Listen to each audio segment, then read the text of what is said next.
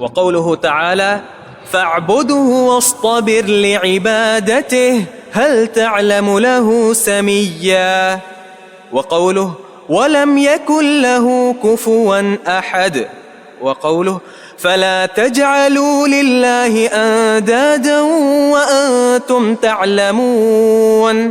وقوله ومن الناس من يتخذ من دون الله أندادا يحبونهم كحب الله.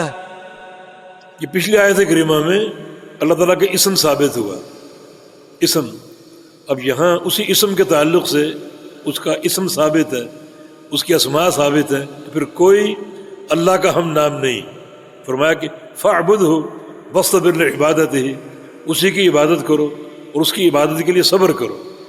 عبادت کرنے کے لیے صبر کرنا پڑتا ہے، عبادت کرنے کے لیے اور عبادت کروانے کے لیے، عبادت کے احکام پہنچانے کے لیے، یہ سارا معاملہ صبر کا ہے. هل تعلم له سمیا، کیا تو جانتا ہے اس کا کوئی ہم نام؟ کوئی دوسرا اللہ ہے تو اس کا نام اسی کے ساتھ خاص ہے، وہ نام مخلوق میں نہیں آ سکتا. اس کے سارے نام مخصوص ہے اسی کے ساتھ، الرحمن، الرحیم، الاحد الصمد، السمیع البصیر. اگر مخلوق کو سمیع البصیر کہا گیا ہے، یہ صرف لفظی اشتراک ہے. اللہ السمیع ہے، البصیر ہے، السمیع البصیر، یہ بطور نام کے السمیع البصیر. اور اگر الف لام کے بغیر ہے بطور خبر کے وکان اللہ سمیعا بصیرا، ال کے بغیر. یہاں اللہ تعالیٰ کے سمیع اور بصیر ہونے کی خبر ہے، وہاں نام ہے، نام میں کوئی شریک نہیں. ہم مخلوق سمیع ہے، سنتی ہے، بصیر ہے، دیکھتی ہے، مگر اللہ ایسا سمیع ہے کہ جیسا اس کے شایان شان ہے اس جیسا کوئی سن نہیں سکتا، اس جیسا کوئی دیکھ نہیں سکتا. یہ میز کی چھوٹی سی تہ ہے، اس کے نیچے کیا ہے میں نہیں جانتا، حالانکہ ساتھ بیٹھا ہوں. اور وہ رب تعالی یعنی اپنے عرش پہ مستوی، اور ساتویں زمین کی گہرائی میں اگر کوئی سیاہ رنگ کی چیز ہو اور رات کے اندھیرے میں ہو، اللہ اس کو دیکھتا ہے، اللہ اس کو دیکھتا ہے. تو پھر کیسے اشتراک ہو سکتا ہے؟ لفظی اشتراک الگ چیز ہے، لیکن معنوی حقیقت اپنی جگہ پر ہے. جو اللہ کے شایان شان ہے وہ اللہ کے لیے خاص ہے، اور جو مخلوق کے شایان شان ہے وہ مخلوق کے لیے خاص ہے. بقولہ ولم یکن لہ کفوا احد، کوئی اس کا ہمسر نہیں ہے، کوئی اس کا ہم مثل نہیں ہے. یہ اصل میں ہے ولم یکن لہ احد کفوا، نہیں ہے کوئی بھی اس کا ہمسر یا ہم مثل. بقولہ فلا تجعلوا للہ اندادا، نہ بناؤ اللہ کے لیے انداد. امداد ند کی جمع، انداد ند کی جمع، یعنی مشابہ، مماثل. اس کا کوئی مشابہ نہیں ہے، کوئی اس کا ہم مثل نہیں ہے، اور تم یہ بات جانتے ہو. وقولہ ومن الناس من یتخذ من دون اللہ اندادا یحبونہم کحب اللہ، کچھ لوگ اللہ کے سوا انداد بناتے ہیں اور اللہ کی طرح ان سے محبت کرتے ہیں. یہ اللہ تعالیٰ کے ہم مثل بناتے ہیں، ہم سر بناتے ہیں، جو کہ پرلے درجے کا شرک ہے. تو ان تمام آیات میں یہ صراحت ہے کہ کوئی اس کا ہم نام نہیں ہے، اور یہ صراحت ہے کہ کوئی اس کا ہم سر نہیں ہے، کوئی اس کا ہم مثل نہیں ہے. جی. وقوله تعالى وقل الحمد لله الذي لم يتخذ ولدا ولم يكن له شريك في الملك ولم يكن له ولي من الذل وكبره تكبيرا. وقوله يسبح لله ما في السماوات وما في الأرض له الملك وله الحمد وهو على كل شيء قدير.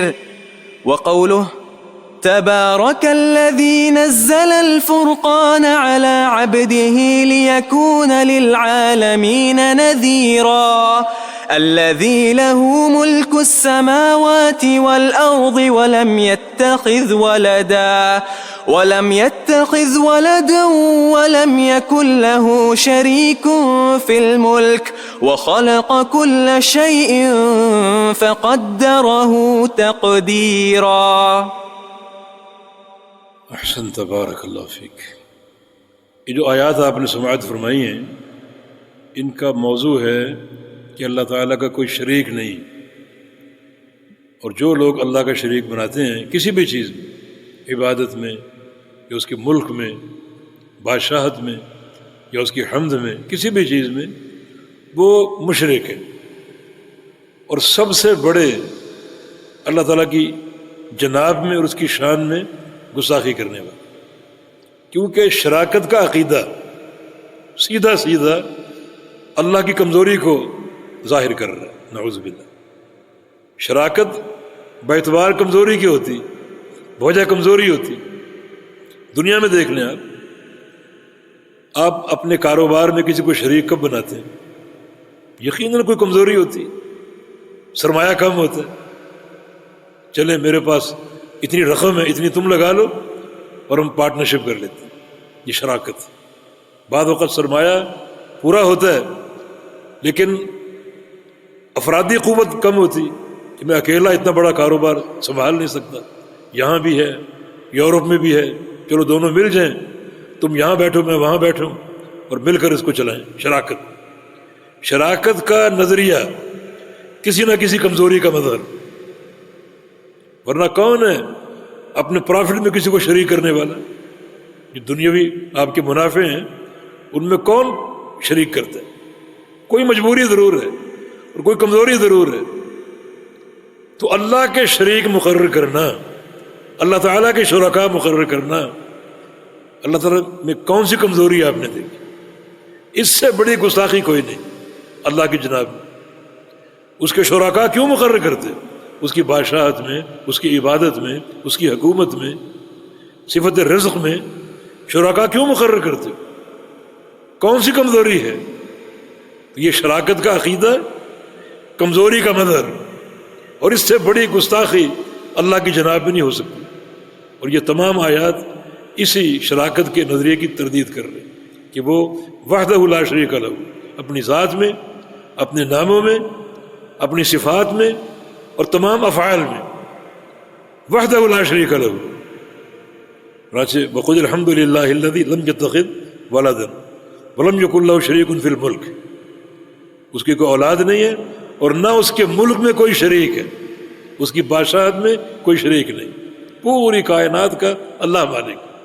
جن کو تم پکارتے ہو وہ کیا ایک کھجور کے بھی مالک ہیں؟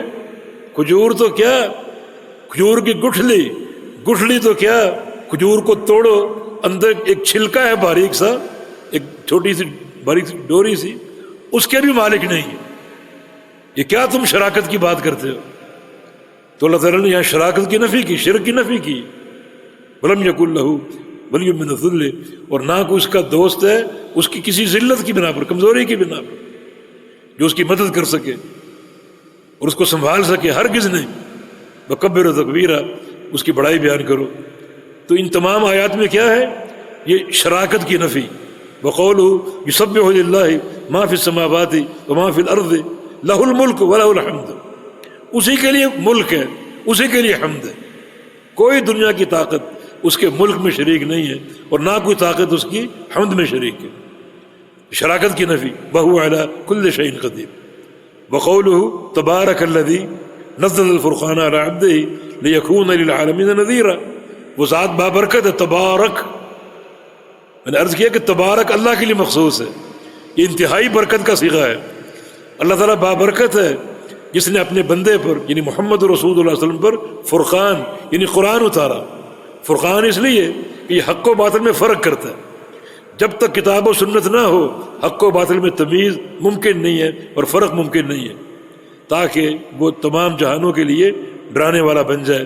الذی لہ ملک السماوات والارض، اللہ کون ذات ہے جس کے لیے آسمانوں اور زمینوں کی بادشاہت ہے، یعنی اسی کے لیے۔ عبارت کی جو ترتیب ہے اس میں ایک عجیب حصر کا انداز ہے، علماء جانتے ہیں اسی کے لیے آسمانوں اور زمینوں کی بادشاہت ہے اور کسی کے لیے نہیں۔ یعنی شراکت کی نفی ہے۔ ولم یتخذ ولدا، نہ اس نے کوئی بچہ لیا، نہ اس کا کوئی اولاد ہے اور نہ اس کا کوئی شریک ہے اس کی بادشاہت میں۔ وخلق کل شیء فقدرہ تقدیرا، اس نے ہر شے پیدا کی ہے اور اچھے اندازے کے ساتھ۔ تو یہاں شراکت کی نفی ہے، اس کے ملک میں، اس کی بادشاہت میں، اس کی حکومت میں کوئی شریک نہیں۔ جی